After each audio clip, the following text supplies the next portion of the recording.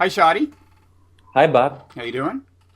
Doing good. Good to be Good. back on Blogging Heads. Good to have you here. Let me introduce us. I am Robert Wright. This is The Wright Show, available in both streaming video and via audio podcast subscription. You are Shadi Hamid. You are a senior fellow at the Brookings Institution. You write for a lot of places, I guess most consistently for The Atlantic these days, right? That's right, yeah. You're the author of Temptations of Power, Islamists and Illiberal Democracy in a New Middle East. But Yep. more relevant to our conversation today, you're the author of this, which is just been published, just being published as we speak, Islamic Exceptionalism, How the Struggle Over Islam is Reshaping the World. And that's what we're going to talk about today. So for starters, maybe you could talk about the title a little. I suspect that most people have heard the word exceptionalism in the context of American exceptionalism lately, which I take to mean that, to be the idea that America is special, maybe in some sense better than other countries, but in any event, uniquely entitled or qualified to do certain things. How does your use of the term exceptionalism compare with that? What exactly do you mean by Islamic exceptionalism? Yeah, well, so first of all, I wanted to sort of put the main argument right there in the title. So essentially, and we'll talk about this more, but one of the main arguments I'm making is that Islam is in fact exceptional in how it relates to politics.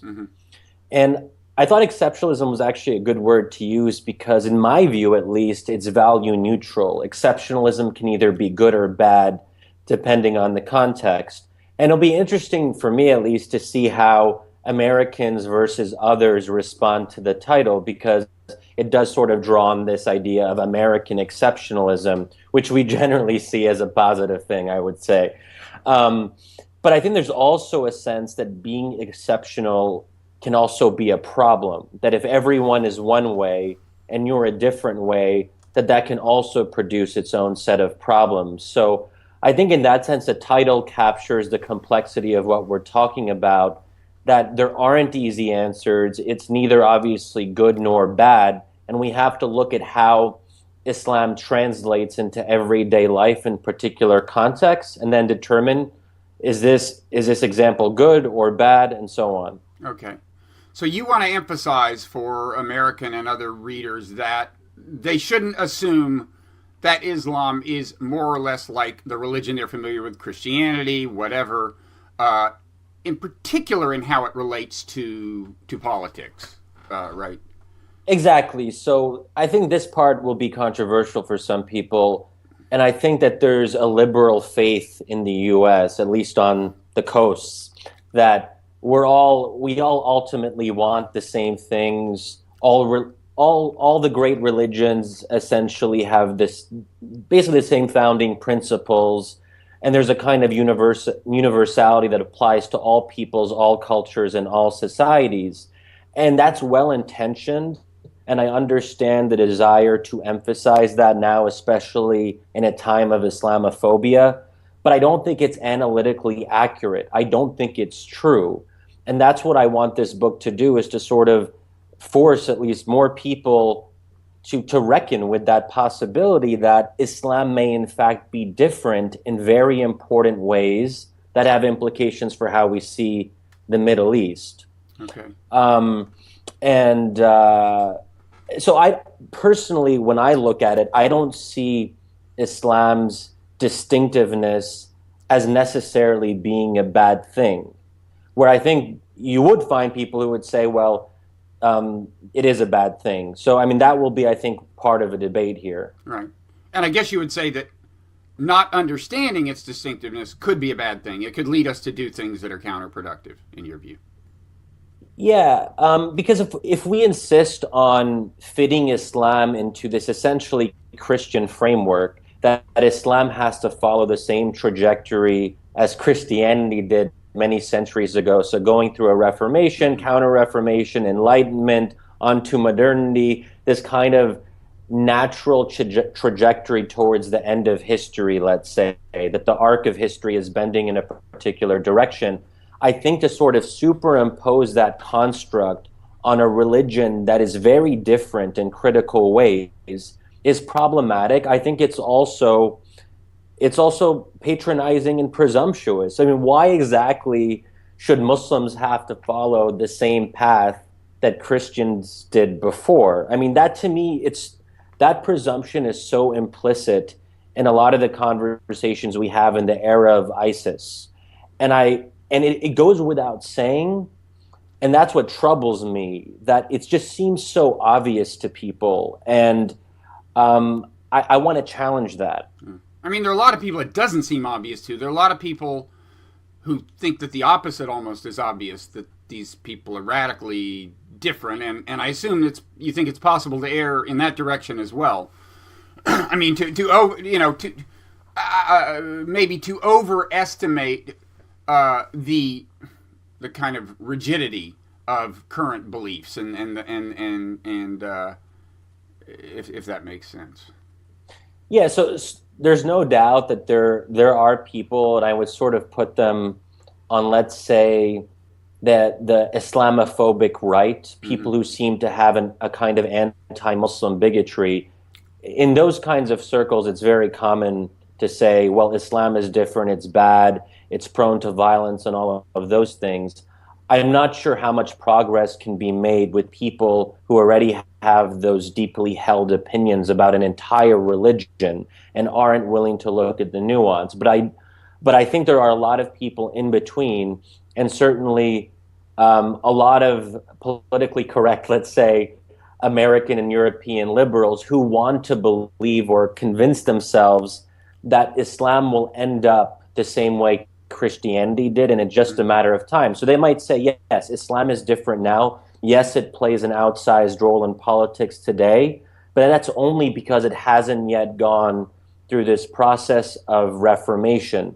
And I also want to essentially say, well, Islam may not actually end up going through that kind of reformation. And then we have to sort of contend with this possibility that 50 years or 100 years down the road, Islam still hasn't gone through a Christian-style reformation. So also the idea here is to challenge this liberal determinism that, again, we all end up going in the same direction because history has a natural progression to it, which is really, I think, it's so intrinsic to the liberal faith, if you will. I think at least among many of the liberals that I tend to hang out with, let's say. Mm-hmm. Yeah, and to some extent, I think that includes me, but we can get to that later, if at all. So I want to get to the question of this whole Reformation business, and also some of the specific kind of applications of your ideas to contemporary and recent events, because you do make those applications in the book. So, for example, to ISIS, to the Arab Spring, and the to me particularly interesting case of Egypt. So I want to get to all those, but let's start even earlier than the Reformation. Why don't you talk about what parts of early Islamic history, in your view, make it different from other religions in ways that people may not appreciate? Well, sure. So we really have to go back, I suppose, to the 7th century for this. And so I do believe that founding moments matter. And Muslims aren't bound to their founding moment, but they can't fully escape it either. And this is where I think we really have to understand the person of Prophet Muhammad and what he represented, that this was someone who was not just a cleric or a theologian or a prophet. He was also a head of state. He was a politician. Mm-hmm. And this wasn't by accident. That was actually by design. And the religious and political functions of his rule were intertwined. And so when people say, well, why does the Quran as scripture have more to say about law and politics than the New Testament has? That's also a product of circumstance. The Quran had to say something about law and governance because Prophet Muhammad was in a position where he had to govern a political community. Where if you look at the New Testament, it's not going to say much about governance because Jesus was never in a position to rule. He was a dissident against a reigning state. So you can certainly argue that Christianity from its founding moment has a kind of oppositional posture. And Reza Aslan, I think, makes that case very well in his book on this. But that's to say that there's a kind of oppositional politics is not the same as saying that there's a message about governing or about ruling a state, right? So I think that's one thing. And actually, I mean, even in the early centuries of Christianity, Christians were a minority being ruled under other groups or societies or religions and so on. So it wasn't until several centuries later that Christians had to contend with questions of governance. So that's one thing. The second thing is, and this took me some time to fully grasp, I'm not going to claim to be an expert in Christianity, but for this book, I did try to read up as much as I could on Christian theology. And, you know, we talk about biblical inerrancy, right? But Quranic inerrancy, I found, is just it's at a different level. And that may seem obvious to some people and less obvious to others. I'm not sure. But even today, far-right Christian evangelicals, they'll say that the Bible is the Word of God. But that doesn't mean they think the Bible is God's actual speech. Mm-hmm. And I think that distinction is very important. Where Muslims would say, as a creedal requirement to be a Muslim, you technically have to believe that not only is the Quran the Word of God, it's God's actual speech. In other words, there's no human authorship, there's no human involvement, none of that. Every single letter in the Quran is directly from God himself. Right. And, of course, you could say, well, there are seeming contradictions, certainly of emphasis within the Quran. And it's just a kind of interesting footnote, by the way, is that, you know, as you know, I mean, all the verses in the Quran are thought to have been proclaimed either in Mecca or Medina. Muhammad starts his career in Mecca, then goes to Medina. And interestingly, in Mecca, his position is a little like Jesus's. He's you know, he's a rebel. He's not part of the establishment, right. and he's not being treated well. But then you're right, he goes to Medina and becomes, in effect, mayor of Medina. And as I said, so then the rest of the Quran is thought to be proclaimed there. Although, of course, it's not sequential in the Quran. It's not in chronological order. But in any event, you know, so you might say, well, but you know, you can pick and choose your verses from in the Quran. It's a matter of interpretation. But there, I think you might emphasize another kind of distinction with Christianity, which is because as the holy text coalesced, it was a governing religion.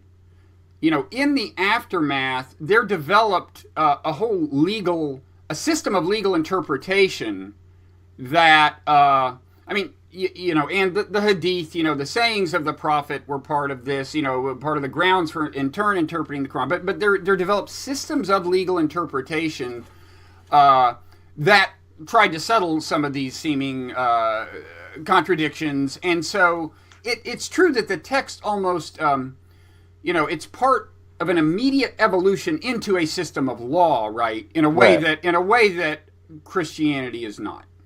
Well, exactly. And I should probably emphasize something. So Muslims may believe that the Quran is the literal word of God, but that does not mean that Muslims are literalists. There's a small minority of Muslims that we would categorize as literalists, but you can still take the Quran to be God's exact actual speech. But then there's still a lot of room for diversity in interpretation, because just because God said something doesn't mean you know why he said it. So you have to look at intent, the context of revelation. So obviously the verses about violence are very controversial and people always debate those, right?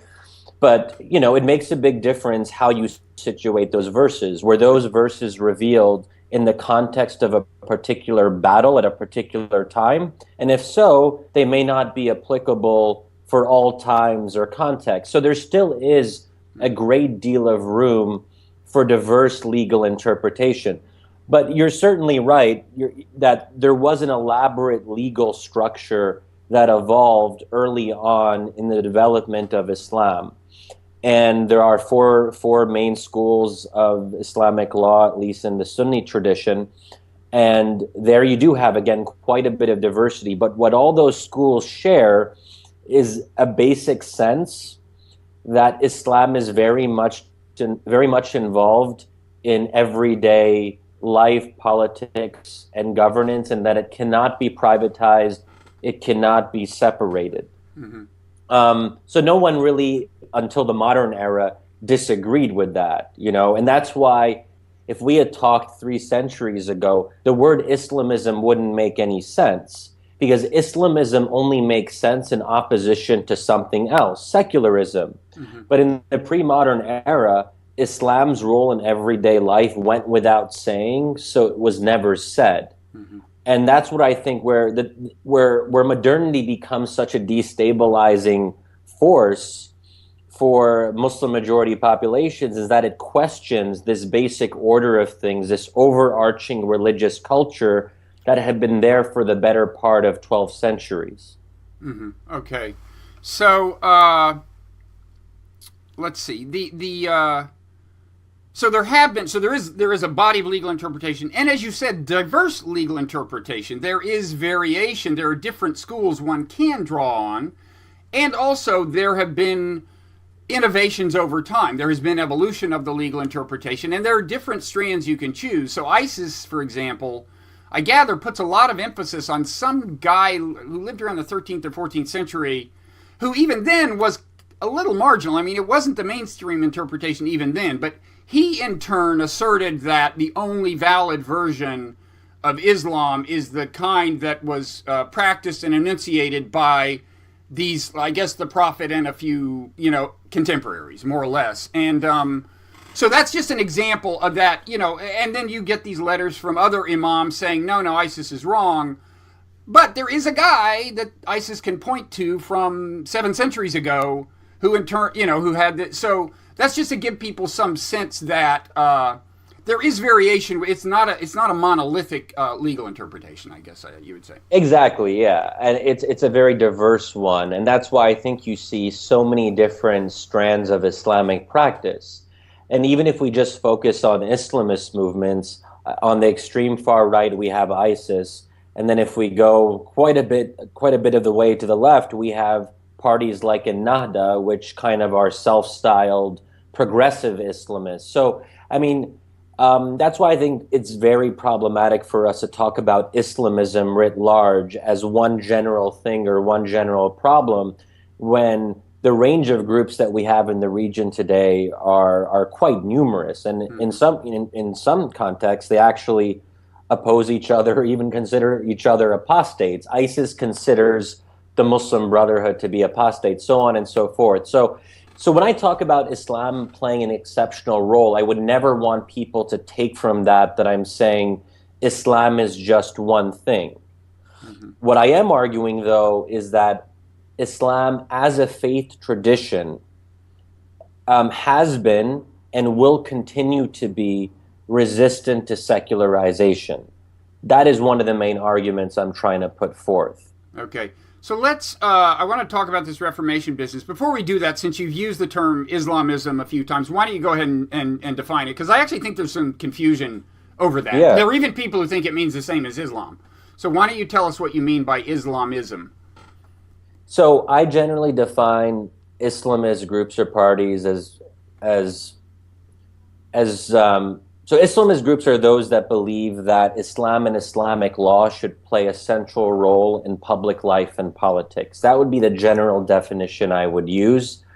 And that's also generally how most academics approach the term. Now, then we get into questions of what does it mean to believe Islamic law should play a central role, and that's where there's room for diversity. But that would be the general definition. And I think one thing you're saying is that people should not expect that attitude to disappear anytime soon. I mean, the support for a kind of, close relationship between church and state, you might say. Well, so you can have Islamists who believe in a degree of separation between mosque and state, but that's not the same as believing in a separation between religion and politics. And the latter is what I would really focus on. Because actually, if you look at pre-modern Islamic history, it was the clerical class that was somewhat self-regulating and autonomous, and they would actually provide a meaningful check on power on the sultan or the caliph.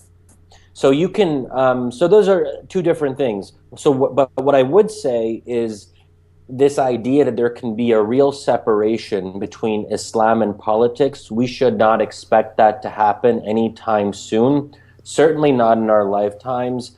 And I would also, the second question would be, why would we even assume that in the first place? So the fact that that's a built-in assumption in so many of our conversations is part of what's so troubling to me. Why would that be the case? And then why should it be the case? Why? And look, I'm personally liberal. I personally am skeptical of the role of religion in politics. And that's particularly the case now in the US with someone like Donald Trump maybe rising to power. So I really get that. And I think that for me, and based on my own experiences as an American, I think that having a state that is religiously and ideologically neutral is important. But then, why should my personal inclinations or beliefs be imposed on other people who don't share my starting assumptions?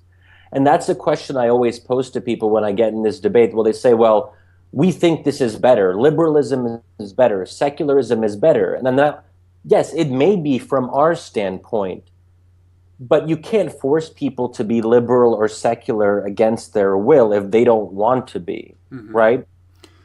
Yeah, that's my view. I am definitely with you there that we should be in many ways wary of assuming that everyone is going to share our values as soon as we explain to them how enlightened we are. I guess, but one answer you might get to the question as you posed it, like why should we expect that, is some people would say, well, because in the case of Christianity, there were times in the past when there was a much more symbiotic relationship between church and state, when people, when the average Christian, you might say, took their religion more seriously, when more Christians said, I'm happy to die in this holy war and go to heaven. There have been times when these various elements that you may see surfacing now in parts of Islam were prominent in Christianity. So people say, well, I mean, this is the logic, right? They say, well, stuff happened. Maybe it was the influence of science, whatever. And now you see there was, in fact, some degree of secularization. Although, of course, even now in the United States, you see a kind of a backlash against secular values, and you see some Christians becoming, in a way, more fundamentalist than they might have been 50 years ago. But leaving that aside, I think that's a generic answer. So maybe that leads us to this Reformation question. I mean, I've personally never bought that argument because it's not obvious to me that the Reformation is, in fact, what ushered in modern Western secularism, right? I mean, but maybe that's because I don't know enough about history. So why don't you talk a little about what you think happened with the Christian Reformation, sure, and why you think we should not expect the analog with Islam? Okay, so you're right that there were many centuries in the medieval era and beyond, actually, where Christianity did play a very important role in people's everyday lives and so on. But there was, from the very beginning in the development of Christian theology, there was a kind of dualism. So even if you look at St. Augustine's work, the city of man and the city of God, and the very idea that you would have monasteries was a reflection of that the world was fallen with sin, and that there was no way to strive. You had to sort of remove yourself from worldly affairs to be truly pure. So that idea is very much there in various strains of Christian theology. But also I think that there was never a real equivalent in Christianity to Sharia law. You had canon law, but canon law isn't quite the same thing. That's more about the internal organization of the Catholic Church and its surroundings. But we're not talking about a very developed account of public law. So I think that's a big difference, and one that has major implications to this day. Because when we talk about Christian evangelicals in the U.S., they're talking about Christian values influencing policy and politics. They are generally not talking about Christian law. But even the fact that I would use this phrase Christian law, that's a bit weird, because that's not really even a phrase people use. Right. Because there isn't Christian law the way there is Islamic law. But anyway, anyway, I would say quickly that I think a lot of them believe that American governance, our governing values, should be Christian values, which, is analogous to a kind of attitude that is kind of at the core of Islamism in a very generic and vague sense. And on specific issues, they some of them certainly believe it's fair to argue that, wait a second, this is in the Bible, that's why the policy should be this. But I take your point that there's a big difference, because, for one thing, for centuries and centuries and centuries, Islam was a governing religion. And an explicit, it wasn't just like a kind of a loosely symbiotic relationship between church and state. It was a governing religion, and there's no doubt that has made a difference. That fell apart in the early 20th century when the final caliphate kind of dissolved, the Ottoman Empire. But there's no doubt that there are real differences. So but I would, on the issue of the Reformation. What I argue in the book is that actually Christianity did fight a good fight. It's not as if these ideas of secularism were being introduced and Christianity just failed to offer resistance. Actually, Christianity tried, but ultimately, I would argue, succumbed. And that to me is a very interesting question. Why couldn't Christianity, and particularly the Catholic Church, offer greater resistance? And I think part of that is Christianity was unable to assimilate or absorb modern ideas that were being introduced in the 18th and 19th century. So we see the rise of socialism, of mass politics, of parliamentary process, of lay burial even. So we have these ideas and universal suffrage. And the church actually resisted those ideas. It wasn't able to absorb them into the broader Christian tradition. So Christianity, at least in certain countries, found itself on the opposing side of these newly popular ideas. Mm-hmm. Where Islam, and this might actually be somewhat counterintuitive, and this is why I actually think Islam is a very modern religion, or it actually works well with modernity in certain ways, is that it's able to take modern ideas and assimilate them and give them a kind of Islamic cast or Islamize them. So we can talk about Islamic democracy, we can talk about Islamic socialism, Islamic banking, Islamic finance, Islamic Calvinism, Islamic whatever you want. So Islam has, and its legal tradition has a kind of inherent flexibility to it, where it's able to take things that seem outside of the faith and bring them in. Where I would argue Christianity, for a variety of reasons, wasn't able to do that at a very critical moment in the 18th and 19th centuries. That's one thing. So, and the other thing I would just mention is that the Reformation in Christianity was a response to clerical despotism. Clerical despotism has not generally been the main problem in the Muslim majority world. If anything, I would argue the bigger problem has been secular despotism. And as I mentioned earlier, it was in fact the clerical class that provided a check on executive power. So if anything, they contributed to a kind of early version of separation of powers. And what's an historical example of that happening?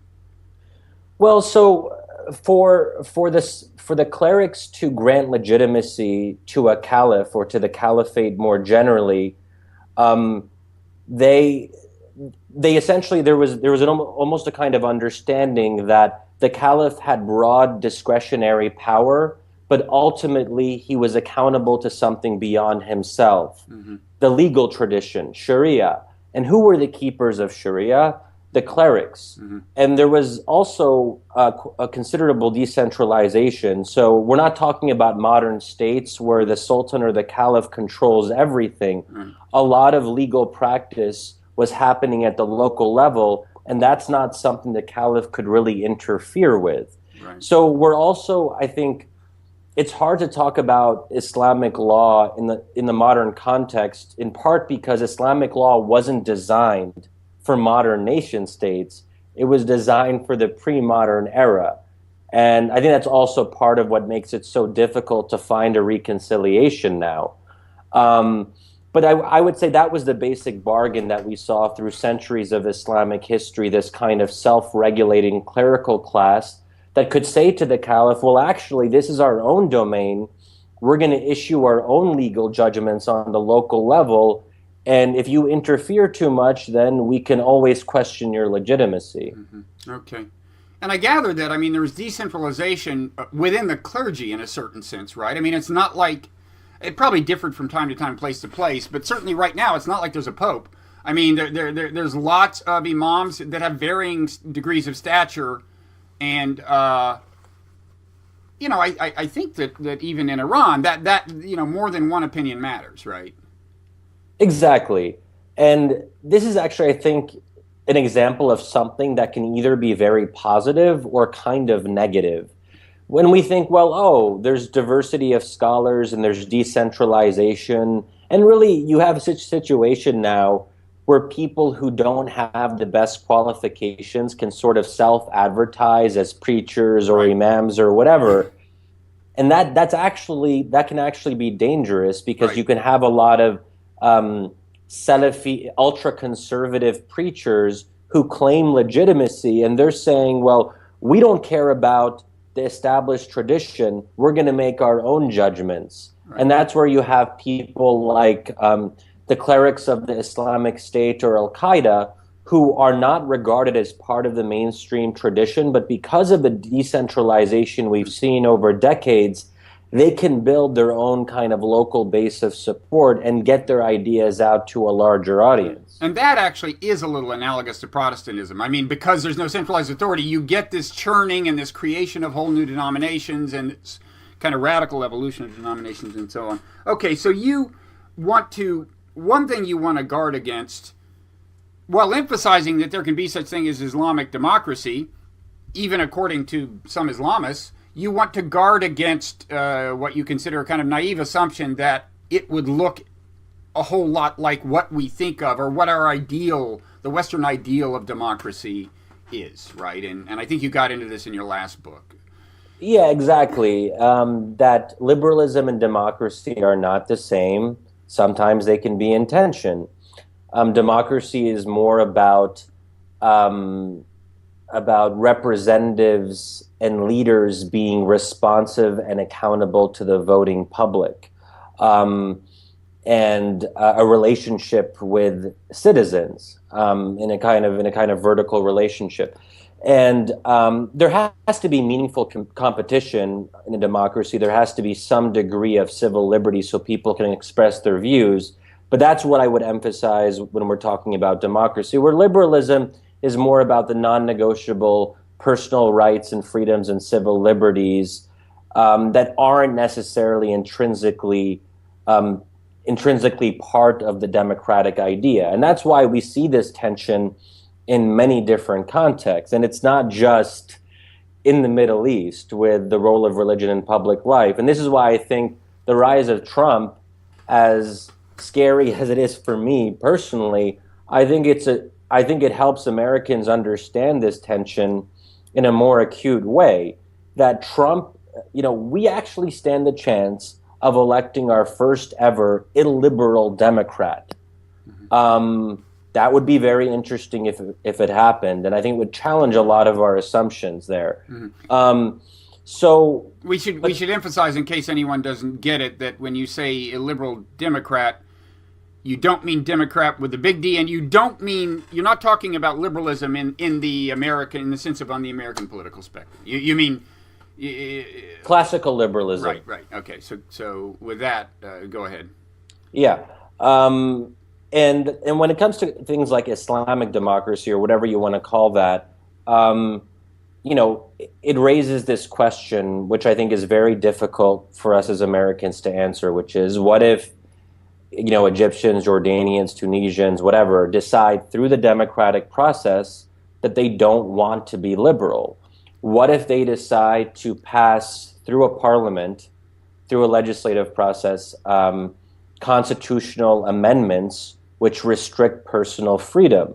Mm-hmm. So that would be democratic in the sense that it would be responsive to the popular will, Mm-hmm. but it would be contrary to classical liberalism in that it would restrict personal freedoms.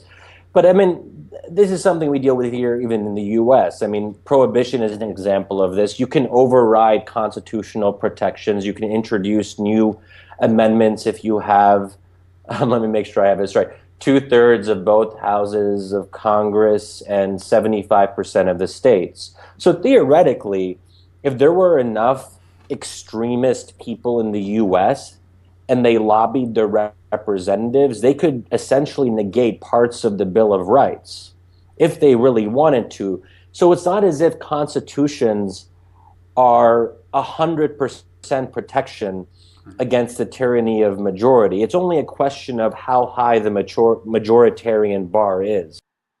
This concludes part 1 of the interview with Shadi Hamid, author of Islamic Exceptionalism: How the Struggle Over Islam is Reshaping the World.